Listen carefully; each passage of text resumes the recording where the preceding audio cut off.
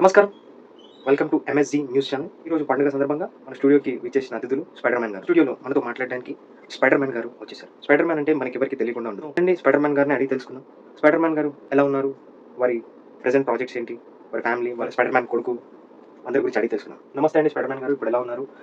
Present projects ఏంటి? మీ కొడుకు మన రీసెంట్‌గా ఒక వీడియోలో చూసాం. అసలు ఏంటి? ఏం చేద్దాం అనుకుంటున్నారు? మా ప్రేక్షకులతోని పంచుకోండి. నమస్తే సార్. నేను బాగున్నాను. ఇప్పుడు కొన్ని ప్రాజెక్ట్ నడుస్తున్నాయి. మా ఫ్యామిలీ అంతా కూడా సూపర్. ఇక నేను తెలిసిందే కదా, ఇక బిల్డింగ్లు ఎక్కుడు, షూటింగ్లు తీసుడు. ఇక పోతే మావాడు ఇప్పుడు 5th క్లాస్ చదువుతున్నాడు. చిన్న పోరుడే.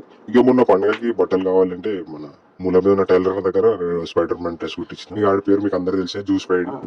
ఇక నా కొడుకు అంటే జూనియర్ స్పైడర్ మ్యాన్ కాబట్టి ఇక అందరు వాడిని షార్ట్ ఫామ్ లో జూ స్పైడీ అని పిలుస్తూ ఉంటారు. వాడిని గేట్లు ఎక్కువ, బిల్డింగ్లు ఎక్కువ, గోడలు ఎక్కువ అని చెప్పి నేను చెప్తే వీడు తాడు లేవాల్సింది పోయి వాడు పైనుంచి నాకు తాడులు కావాలి డాడీ అని అంటాడు.